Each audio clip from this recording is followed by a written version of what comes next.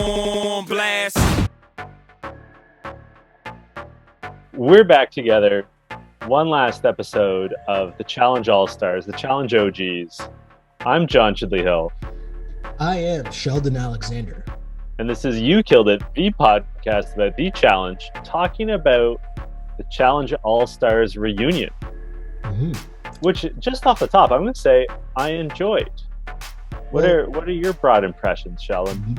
The first thing that caught my attention was the fact that, I think to me, when you look at it and you look at it from a viewpoint of where we are, in terms of we are kind of like halfway in the media industry, not halfway, but you know what I'm saying? Like we do the podcast as fans, but obviously because of our day jobs, we have a different viewpoint on it. And the very first thing that I thought when I saw this was, oh, this really got the full push from Paramount or CBS Viacom or whatever, because I was like, this is hosted by Nate Burleson and Maria Menounos. Maria Menounos pops up in whatever extra, Super Bowl weekend, like whatever big assignments, that's where she'll pop up for. She's a big deal. Oh yeah. Nate Burleson right now is about to be like the next Strahan. Like he's about to surpass Strahan in terms of being the top NFL guy, top like morning show host, top like whatever it is.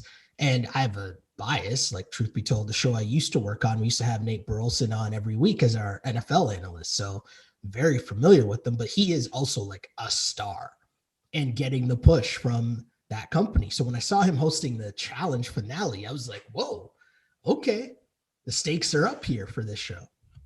While we're talking about them, I thought they both did a really good job. Go ahead.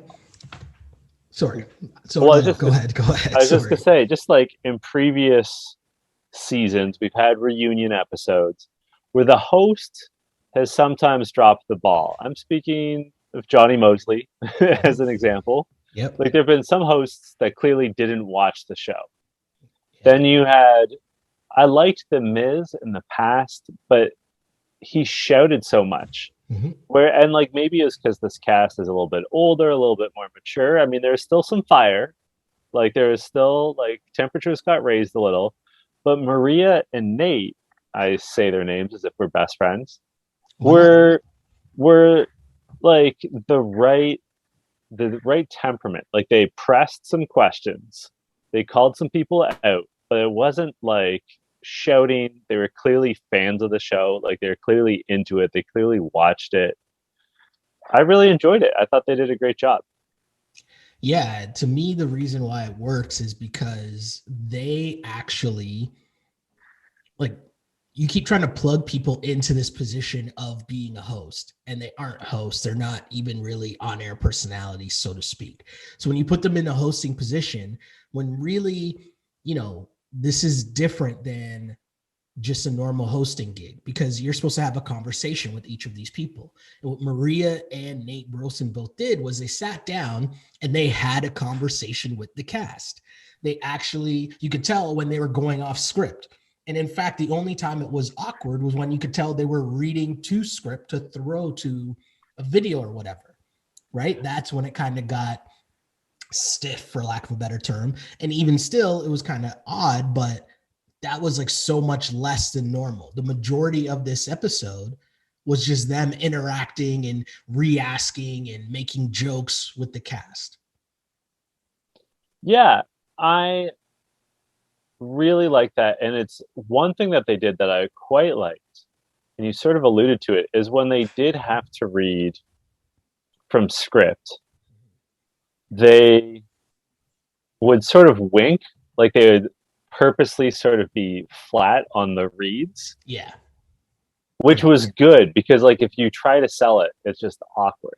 Well, I say this all the time, and it's one of my biggest pet peeves of media, people reading jokes off a teleprompter. Yeah, it doesn't work. That is the worst thing ever. And yet it's done so much. Only the top level of people are able to read off a teleprompter and have it seem smooth, much less read off a teleprompter and be able to be funny and have it come off as natural. when, let's be honest, you're probably reading someone else's joke, right? So Yeah. it's a tough thing to do, but yet so many people get asked to do it. And I never understand that. No, but they did a really good job of, like I said, they would sort of wink at the camera, which smoothed it over. Less smooth, I felt, in the reunion was Derek and Jisella. There was a lot of Jisella in this reunion. There was a lot of Jisella, and she had some access to grind too. Like she came in fired up to the point that people like Jemmy, who's normally fired up and sort of dominates a reunion, they sort of took a back seat. Yeah. Like she wanted the smoke for sure. She came on and was just taking no prisoners. She was saying, she was taking on her battles. She was taking on Alton's battles. All these things were going on. It was interesting because, I felt like we got to see even more of her personality, more so than we did during the actual season. She took on Arissa's battles, right? Like she was gunning for people that weren't there to defend themselves. It was quite a bit. I know she's going to come up a bit during this conversation, but I really want to talk about the eating chips in bed while you're asleep, or sleep eating. Yeah. Have you ever heard of that before? Did you know that was a thing? I've never heard of that. I've never seen that. Like from time to time, it doesn't happen often, I'll get up and have a midnight snack. Yeah.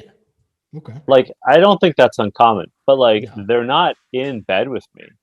Like, the only way that's happening is if I'm super drunk. And like, I honestly can't recall a time where I've been that drunk. Yeah.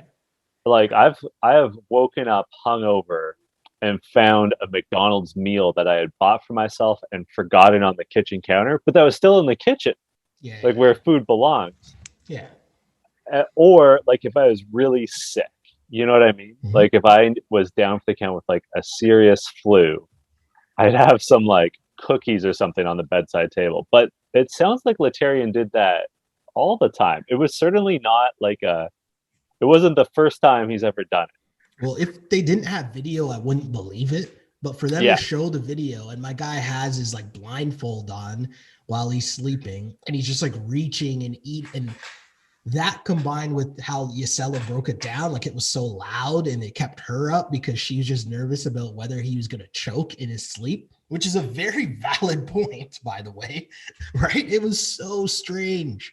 So strange. Well, on the topic of how strange it is, like of all the, like if you're going to commit to having food in bed with you that you're going to wake up in the middle of the night with, Doritos has to be the worst choice.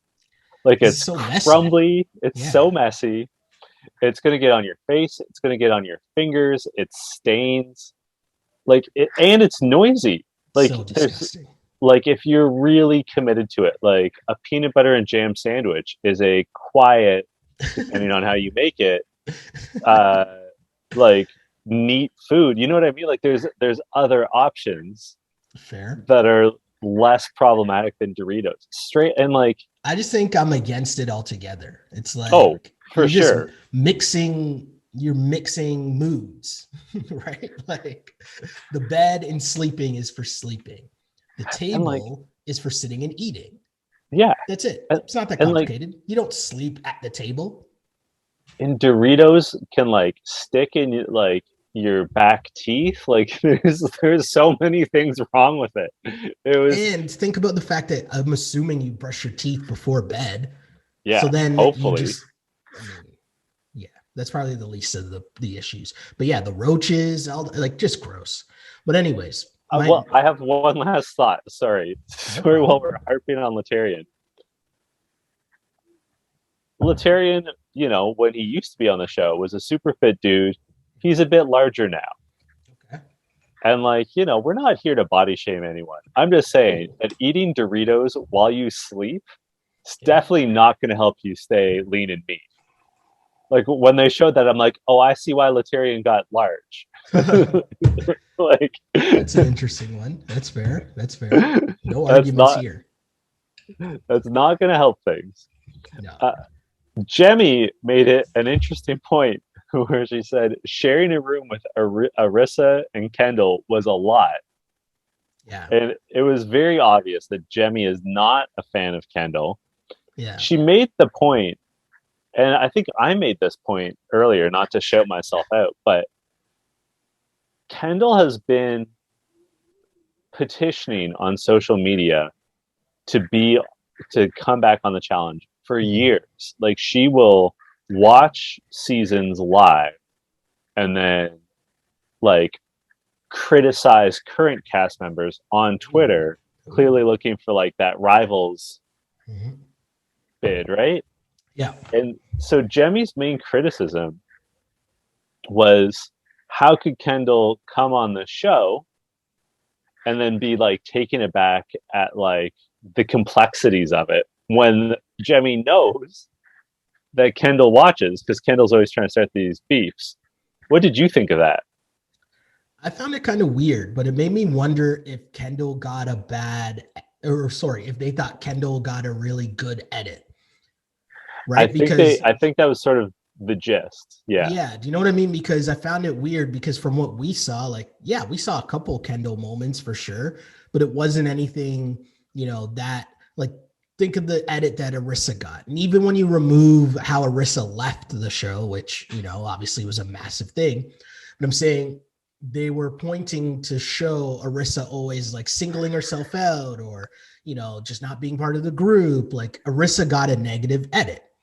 Right. Yeah. Whereas Kendall, I don't think got a negative edit at all. And so it kind of seemed odd to me anyways, that I'm watching the reunion and I'm like, wait, why is everyone going at Kendall? Yeah. So you could be right. That could definitely be a thing.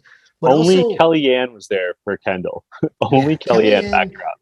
Kellyanne comes off really nice in this because she's sticking up for her friend because it'd be so easy at this point to just say nothing because they're just crushing Kendall and whatever. Right. She's not there to defend herself, but whatever. But Kellyanne was like, no, like, she's making good points.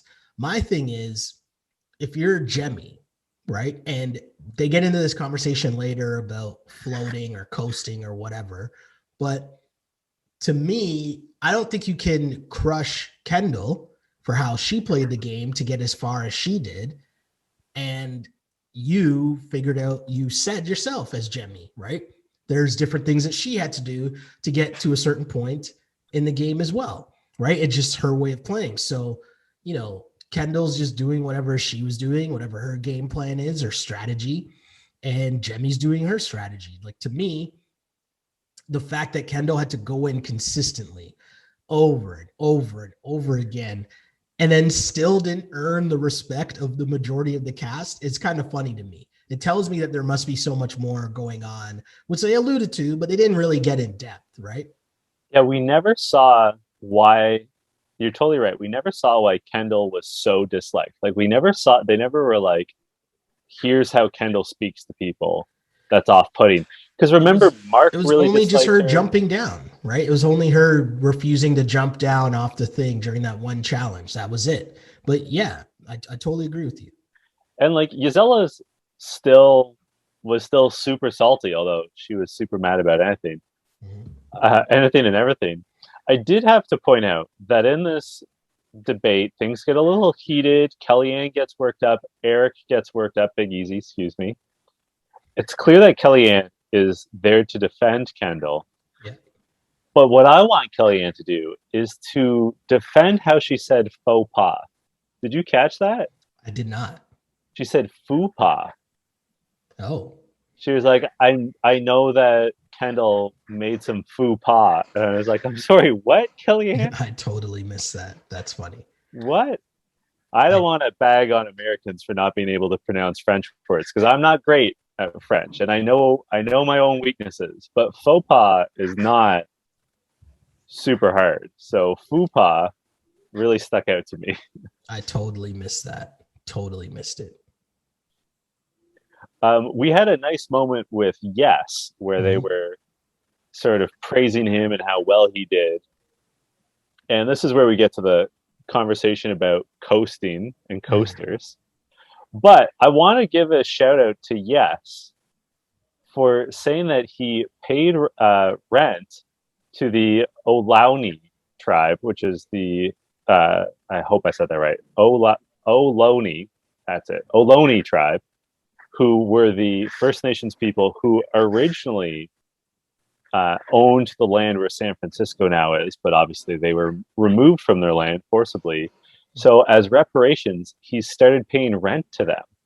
How cool is that? I mean, it's interesting because you could tell that there's more to him while watching the season, but to hear that full story and hear him break it down, but also hear the rest of the cast talk about the fact that, you know, they were happy for him, right? They're glad that a good person won. And to hear him say, you know, all the things that he's into, and he's dedicated his life to social justice and, you know, helping others, and, you know, whether it's income inequality or whatever it is, like that's what he's dedicated his life towards. And so for him to win that money, he's like, you know, some of that money is going to go to a good cause. I thought that's really cool. It's good karma. I like that. I was curious when Mark said, "Oh, you know," he was quoting Ruthie, but he's like, "You know, we hope that the winner was a good person." I am dying to know who they would have been disappointed if they won.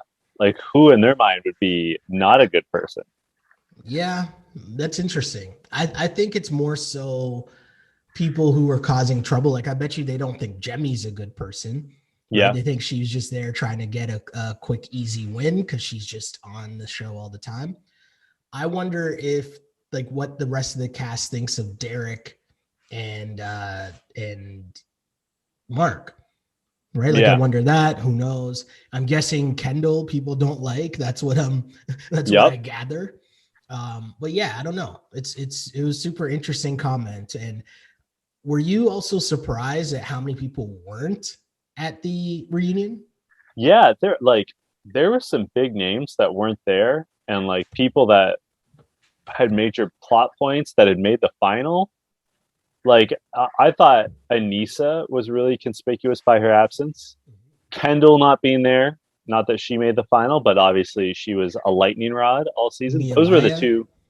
Yeah, Nehemiah would have been a good one. Anise is a weird one because I wonder if she just didn't want to go because she didn't want to fight with Jisella.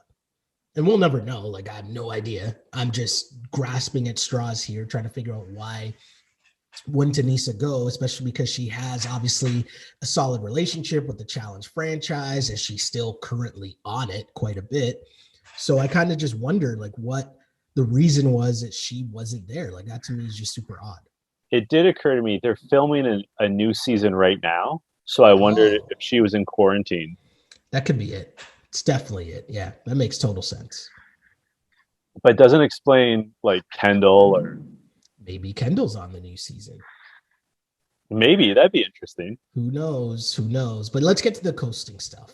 Yeah, Because I please. want to know what people think, and even, you know, people to write in to get our comments on it as well, because, or sorry, to get the viewer comments. Because, you know, as always, we love the viewer comments and just trying to figure out essentially what people like, what people don't like. And I think the term coasting is an interesting one because if you think about how the show plays out and what we talk about a lot on this podcast, one of the things we always talk about is there's different ways to play the game. There's different strategies to it. Some people are going to rely on their brawn and they're going to rely on their gameplay to, you know, talk trash to people, go in and know that nobody's going to want to go against me. See Fessy, right? Who's going to want to go against him in an elimination? Not many people. So that's how he's always going to make it to the final. Other people are going to want to build their alliances, right? And just say, hey, my alliance is really good. My alliance is legit. My alliance is going to carry me all the way to the final. And then there's other people who are like, listen, I'm just going to lay low and see no evil, hear no evil. I'm going to play my position, sit in the background, and that'll at least get me halfway through the season. And sometimes it gets you pretty far, gets you towards the end. And that, my friends, is called coasting. Is Jisella it has a big ghosting? problem. Jisella has a big problem with this, right? Because I think her definition was in this season, going in the final or not, if you didn't want to go in an elimination, not seeing an elimination or being afraid of going to elimination or trying to avoid the elimination meant that you were coasting, which I don't really agree with, but I want to know what you think. Yeah, I want to know what the listeners think.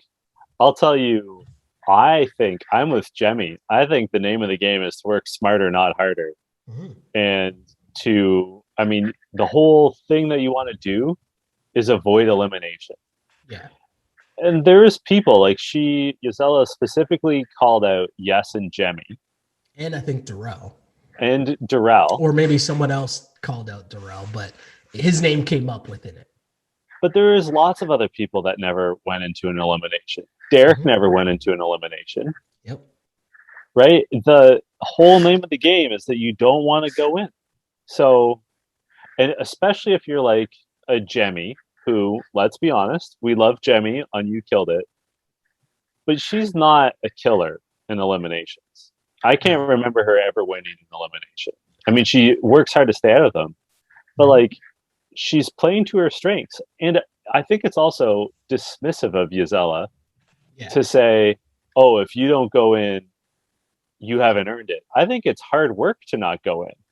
I think it's a lot of politics. I think it's a lot of social game. I think it means that you're doing well at the daily challenges. And like, all of that's legitimate.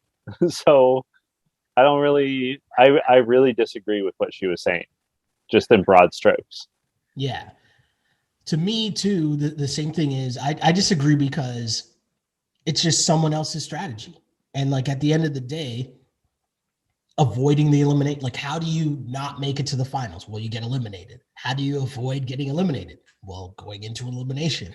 Like, yeah, you're making it seem as if there's not some strategy involved in it. And if it's just like, oh no, don't put me in or whatever it is, it's like, no, that's someone's calculated way of trying to get to a final. And maybe the other way is if you go into a final, put in work, maybe people won't want to put you in. But who knows? Every season of the challenge, the game is different. Yeah. But the one thing that's not different is the only way you lose is by going in elimination, right? Yeah. So yeah, I don't think it's as bad of a thing as Jisella made it out to be. I know what she was kind of trying to say, but I also agree with what Yes said in terms of, coasting implies that someone's mentality is I'm going to chill and just make it to the final. I'm paraphrasing, but that's what he said. Yeah. Right. And he's like, and to me, the further point, if I was going to add on to Yes's thoughts, which I'm clearly not as smart as Yes, but I'll try here. You can only coast if the rest of the cast allows you to coast. Yeah. Like you can say, I don't want to go into an elimination, but that can only happen if the rest of the cast doesn't put you in an elimination. So there's another side to it where, it is a strategy to the game. I think it's all about strategy. And also, I mean, I'm glad she owned it, but I think it was Nate pointed out, hey, wait a second, you put in Kendall again and again and again. Right. So, like, what are you talking about? And like, to Jisella's credit, she's like, I have a double standard, which Darrell applauded her honesty. Yeah. Yeah, but, I thought that was really cool. I think that it's funny, right? Because it makes Jisella, she comes off really good because she's being honest, genuinely honest, and you can tell that she's being authentic.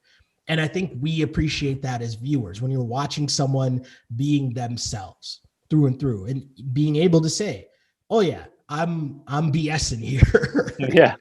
We like that. We appreciate that for sure. But yeah, the other things I kind of talked about was Katie and Trishelle, which I thought it was kind of weird to bring that up without them being there. Yeah. Like I found that just weird. Like it's just odd to even, like I get why you're replaying it and maybe there's something grand to come out of it. But at the end of the day, it's just weird to talk about this argument between these two friends that weren't there to speak for themselves. What do you think? I agree. I thought this was one of the weakest parts of the reunion was that they talked a lot about people that weren't there. Mm-hmm. And, they'd have people step up and explain, like Jemmy explained the Trishelle and Katie beef. Darrell defended Arissa's meltdown, and then they gave some and John A also backed up that Arissa was having a hard time because of the gluten allergy, and she was having a hard time with the diet. But like, I want to hear it straight from them, and especially like when it comes to Katie and Trishelle, like they were longtime friends. I want to know if they're cool now. Like I want more details than what the people that were present at the reunion had to offer. And like, Jemmy and Darrell and John A did a fine job of like explaining things, but it's not the same as moving the plot forward in terms of telling us what's happened. It was funny to hear that they made up that day and then got in another fight later on. That was funny. That happens though, right? Like you get into a fight with someone and like you say that you forgive each other, but then like you sort of think about it more and you're not quite over it. And I think it was Kellyanne said, and they'd been drinking, which says it all, right? Like that makes a huge difference. Totally. I want to know though, do you think Arissa is a witch? I don't know that I would use the phrase witch, but it seems like she's connected to the universe. Ooh, I like that. In ways that I'm not. I don't want to speak for you, but I don't think I'm connected. And they're also all clearly terrified of her. Like Darrell even said that he said her name to his wife in passing and he started choking. Yeah. And John A said she likes being called a witch, or she took it as a compliment. I think some people, once they get to a certain plane where, because I get totally what you're saying, and I love the way that they had the conversation on the show, because they were bringing it up, they were talking about it, but then they brought up like the nuance of it in terms of, we're not making fun of her. Like this is her beliefs, this is how she lives her life, this is her religion, for lack of a better term. And, it doesn't have to be a negative connotation. It is for the jokes and for the TV show and whatever. But in reality, if I think about it, it's like, there's a bunch of people who figure some things out and understand how to maneuver through the world with a different understanding of the world and how, we place ourselves in the world and how we react to certain things and how we can control certain things and dictate certain things and just move with a certain sense of power. And I think that's what this was for Arissa, where, when you really break it down, her quitting, it seems like she lives her normal life in this level of control, right? Like she knows what's going on. She has an understanding of what's going on. And even if something goes off, she knows how to handle it in her normal life. You remove all of that in this situation, then add in, the basics of not being able to eat properly, not being able to sleep properly. That'll throw you off. That'll make you super miserable. And I think that explains a lot. And so the viewpoints of them bringing this as like a negative energy, I bet you that if things flipped and let's say that, she was eating well, the living accommodations were maybe a little better, like maybe her quote unquote witch like things or characteristics would be more of a positive thing, right? Like it would have been a more positive experience because she would be having a positive experience instead of I can't eat, I can't sleep. All these people are partying and drinking and I don't do that. You know what I mean? Yeah. I also understand, like, I'm an only child. At this point, I've lived alone for 11 years. I wouldn't want to be in a communal living situation. I would have a hard time with that. Like there's bunk so much beds, I can say right now that I won't say on this podcast, but we'll talk about it after. But you know what I mean? Like I would, and like Arissa's older than me. I don't know what her home situation is in terms of like roommates, partner, children, what. Yeah. But I get it. Like when you're over the age of like, I don't know, let's say 30, 35. Yeah. And you have the resources to live on your own or to live with people you want to live with, your partner, your children, where like you have a say in how the household's run. It's hard to go back to that situation. Like I know I couldn't do it. Yeah. No, that's totally fair. I totally get that. And I think it's one of those things where if you're not comfortable, it throws everything else off. Like, yeah. I was alluding to this, or maybe it was before we started recording, but I'm doing like a reno to my house right now. And so like my house is in chaos right now, but I've been sleeping on the couch and it's thrown me off so much. And I didn't realize it. And I used to sleep on my couch all the time, no issues, no problem, no complaints. Like, and I'm saying I used to just fall asleep on my couch and I have a bed and I just would sleep on my couch, no issues, no problems. But then after, I kind of switched up a lot of different things, which we don't got to really get into, but one of the things was sleep. And so now to go back to it, and then it's like, oh, sleeping on the couch. I woke up a couple days. At first, it was just like, oh, I feel like trash. Like I sleep horribly. But you can just tell, and that's just a routine getting thrown off for like whatever, a month or however long this takes, right? But it's just super interesting. And I totally understand that. Then add in, you're in this room with strangers, people you don't really know. So there's no comfort at all. Like I get it. Mind you, it's funny, like when they showed that clip of them talking trash about her and then the lights shut off, incredible. It's like she's the Undertaker. Incredible. I like it. And in fairness to Arisa, again, I mean, she's struggling. We're theorizing she's not used to sleeping in communal conditions anymore. She's got like a gluten allergy. And then you've got like Latarian eating Doritos in bed. Like I get why she There's a wouldn't. lot going on. Yeah. A lot going on.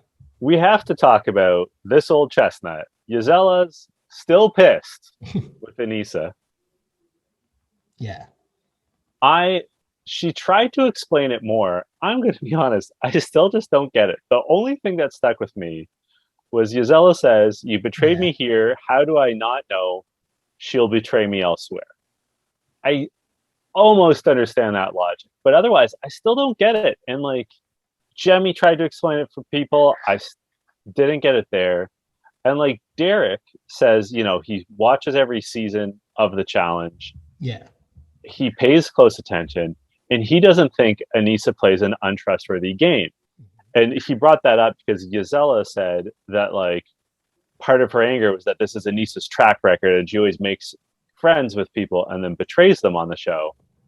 I have to say, I'm with Derek. I don't think she plays an untrustworthy game. If anything, I'd say Anissa trusts people too much. And she's always the one that gets burnt. Like she's always the odd person out in these alliances. What do you think? I totally agree with you. I think she plays a game where she, gets in trouble because she thinks she's friends with too many people. And then when it comes down to the very end, those people turn on her. So I think that ends up being her problem. But in this situation, it was still really strange because we still never really heard what Anissa's reason was for not riding with Jisella. But the other part I want to applaud them for, and I thought was really good, actually, was the breakdown of it. Like this seemed like overall was a really good, like nuanced reunion where they allowed for, point, counterpoint, breakdown. And in this situation where Jemmy comes in and Jemmy's just like, no, guys, you don't understand what Jisella's saying. She's not mad that Anissa didn't vote with her. She's mad that Anissa lied to her and said that she would vote with her and then voted against her. So it's not even about who she voted for. It's just like, well, if you just told me, maybe I'd still be mad. Cool. But we could deal with that. We could talk about that. But the fact is that you looked at me and lied to me to my face. And that's where I'm like, okay, I can understand that from Jisella. But I will say, guaranteed if Anissa came to her and was like, hey, sorry, I just can't vote for who you want me to vote for, Jisella still is going to get mad, right? Yeah. I think we can all assume that. But in this instance, with how things played out and what Jisella's saying, I can understand where she's coming from. I'm still not there. No, that's fair. So, well, I mean, to the point where she says, I'm going to ride with Kendall next season before riding with Anissa. Like, we don't believe that. No, like, come on, Jisella. Like, take a deep breath. It's okay. They show the hookups. Just to review, it's Jemmy and Nehemiah, Anissa and Latarian. No word yet on if the Doritos were present. and Alton and Jisella.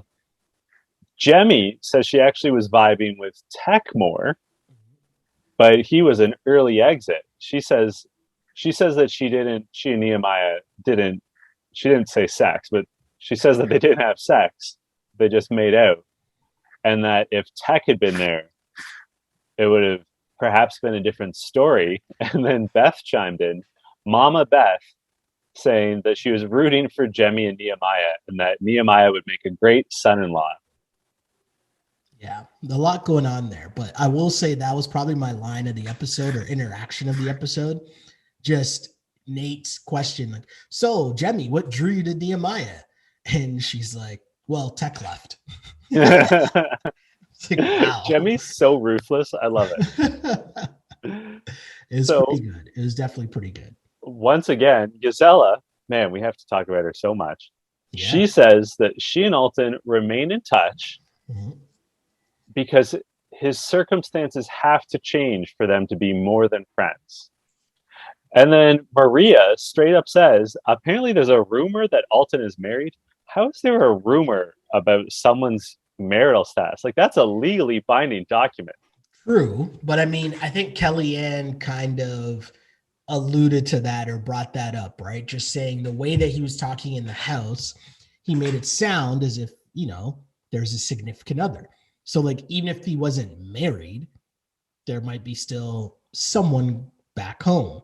And, you know, Jisella says, yeah, we talked about it. And, you know, there's a mother of his child and they still obviously have a relationship because they're raising children, but they're not together.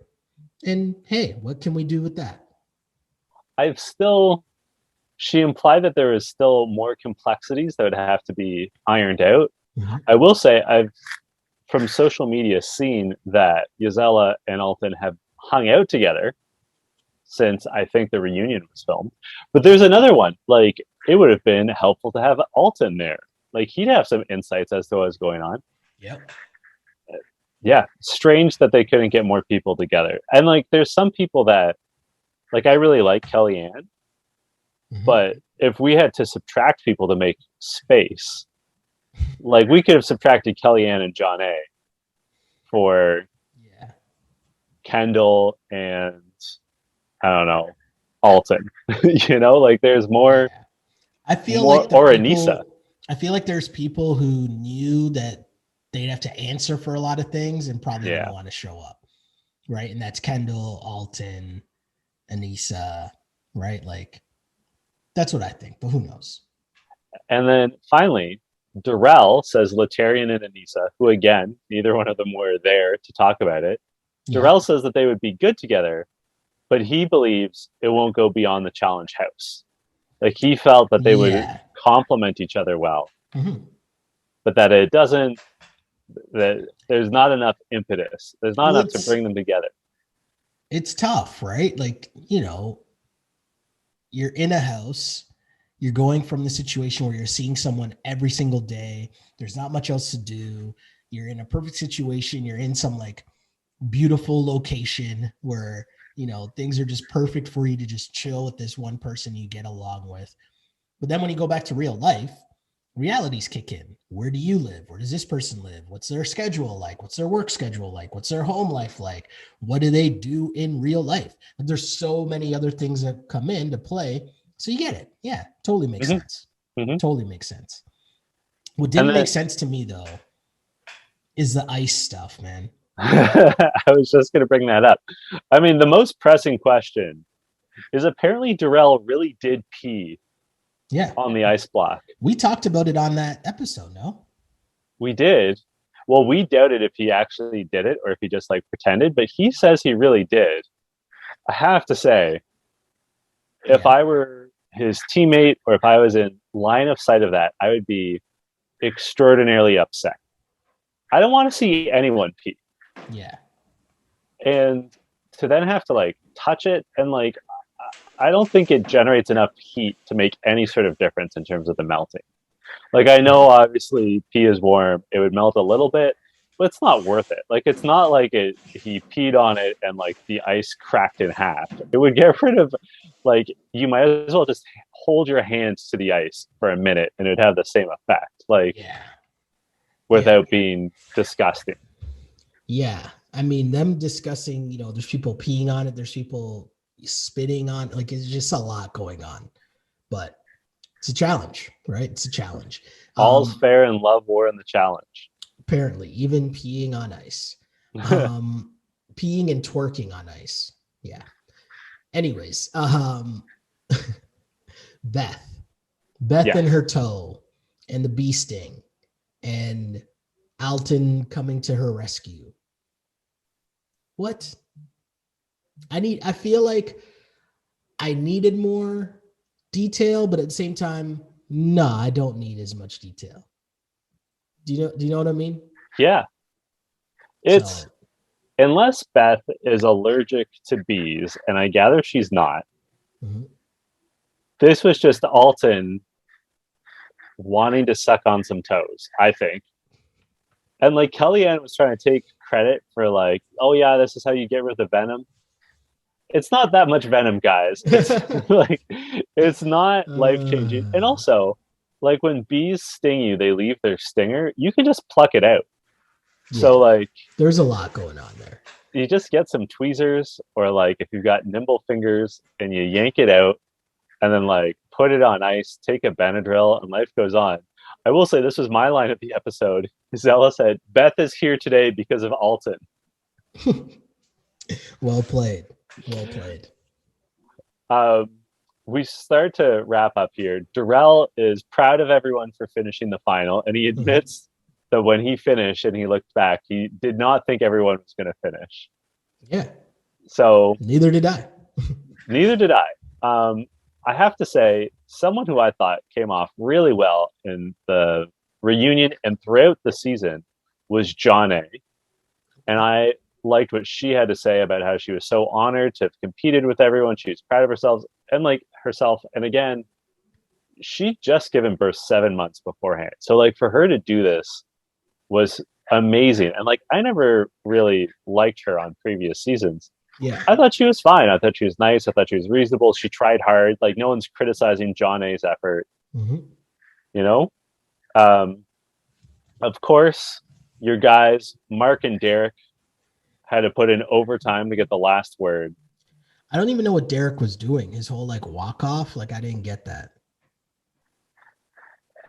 It was just weird. Like I didn't get what he was trying to do. Like, was he trying to have like his grand finale? Like, I'm going to see you and you and you and you, and I'm out of here. And like, did he think that's how they were going to end it? Because it's just really awkward. And all they really did was save enough time for Nate to just crush him with, I would tell you to paddle back to your seat, but I don't think you'd make it. And that, like, Nate's chirp made that awkwardness worth it.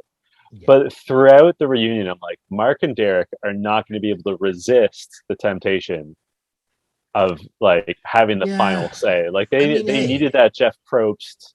I get it, right? They pulled this off. They got the ball rolling on this. It turned into a big thing. There's probably a nice bag for them that they got for, I don't know if they're producers on the show or whatever, but like more power to them. You know, they gave more to the challenge family, you know, as people who work in the industry, we understand how hard it is to get an idea through the red tape to actually get it done. Then add in it during a pandemic, plus recruiting all these people who most of them haven't really been on TV in a long, long, long time. I'll give them credit for coming up with this and getting it done, executing it. Cool. So I have to ask a question, Sheldon. I've been waiting all season to ask you this. Oh. You were reluctant to watch this season. Yeah. Now we've seen it start to finish. Where do you stand now? I think it was okay, but I'd put it up there with like, it's barely better than one of those like challenge all-stars, or no, what is it, vets versus pros or whatever it was, or challenge champs versus pros or whatever it was. Like it was a level above that, I'd say, but still not the full challenge experience. Like it was good. It was better than I thought. I will say that much. It was way better than I thought. The only thing leaving it out that doesn't put it on par with like a normal challenge season was just the cast, right? Like it was too much of the same kind of storyline where, you know, you have people who haven't been on the show that much. Like it was very toned down, right? Because you didn't have like the wild cards that you normally have on the challenge, the Smashleys or, you know, Bear, who, I mean, probably shouldn't bring his name up because he'll probably never be back again, and nor should he be. If you don't know what I'm talking about, get your Googles up. I was talking to the viewers. I know you know. I was saying the viewers and listeners, you know, if you don't know what I'm talking about, get your Googles up. But my point is the wild cards that end up on the challenge season, right? Because, you know, especially in the very beginning, it's the most fun of those challenge seasons. Whereas this, because it was condensed, I like that it was condensed. It didn't need to be any longer at all. And I think that was good. And I think they did a really good job for having a show where you have a lot of people who aren't in the, you know, the normal shape of, let's say, the majority of the challenge cast. They still gave them, for the most part, real challenges, real eliminations. Like they did a really good job. They've surpassed my expectations, but my expectations were so low coming in, right? That, yeah, it was cool. It was all right. But if you're asking me if we did this, if like, you know, next week they're like, hey, Challenge All Stars, here's who's on, are you going to watch? I'd be like, probably not. But I'm glad we did watch it because, again, it was better than I thought it would be. Yeah, it was better than I thought it was going to be. There was aspects of it that I really liked. Obviously, I mean, we spoke about the music every episode. Yeah. The music was big, and I mean, you and I, as Canadians, didn't know that we'd been missing out on, at least on Double Agents and possibly other seasons. Yeah. So that was good. I liked that the episodes were shorter. I liked that everyone had more personality. Yeah. There's a lot of people that are sort of in the rotation for current casts that don't have a lot of personality and also are more sensitive to the social media landscape that they live in. Right? So like even if they're not like I really like Corey, but Corey has matured, which is great to see for his personal life.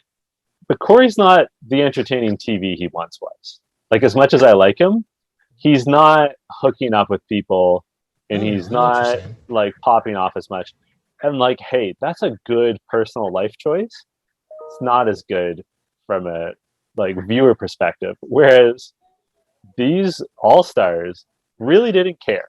Like they just put it all out there. Yeah, no, it was a really good job. And but there's a lot I also didn't like. Like you and I throughout this season on You Killed It have sort of criticized some things. Like I did not like I didn't like that the whole streaming thing. Right? Like I didn't love, I mean it was, I don't want to say it was difficult for us to watch it, but it was too hard to watch it. I thought that the way Paramount decided to market it, I mean, they barely marketed it, which I thought was super weird. Mm-hmm. Right? We talked about that at length previously too. So I didn't love it. It was interesting. I think I prefer Champs versus Stars because I found it interesting when they were doing those seasons to see regular people or like professional athletes compete and to see how hard it is. Yeah. Like I thought that was an interesting contrast. Mm-hmm. So, you know, if they did it again, I would watch it, but like I'm not dying for it. I wish they would adopt some of the things, like the shorter episodes, the tighter season. Yeah. I would like to see that on a regular season of the challenge, but that's more of it. Like I'd rather they learn from the format than they repeat the format. Yeah, no, that's totally fair. Totally fair. There's one other thing I have to bring up, and I don't know if you saw this, but on the challenges Instagram, on their social media, on their YouTube, they have a compilation of CT's eliminations. It's a compilation of every single elimination that CT has done. Mm-hmm. And Fessy commented with the like bug eyes emoji. Yeah. And like people are just tearing him up on Instagram. And it's hilarious because I'm pretty sure this is the first time he's ever watched CT's eliminations. So like on the compilation, the first thing they show, of course, is the Johnny Bananas backpack, which is the most physically dominant thing I've seen, I think, in any sport. And I literally watch sports professionally. Yeah. So it was funny to see Fessie's react. Did you see that exchange at all? Or did you miss this? No, I did not see it. I just have to point it out because Fessy has talked so much shit about CT, and he finally, because, you know, he's of that TikTok generation, he finally saw it on the social media and, like, finally saw the resume and saw what the hype is about. Yeah. No, that's funny. That's really funny. But also fitting. Yeah. Speaking of social media, where can people find you? You can find me on Twitter at Shell Alexander, on Instagram, Sheldon Alexander, and same for the YouTube page and Twitch. You know, like us, find us there on Blast Podcast, all that fun stuff. And you can find me on Twitter and Instagram at J Chidley Hill. I mentioned it on a previous episode of You Killed It, but if things go according to plan, I'm going to be in Tokyo for the Olympics in less than 2 weeks' time.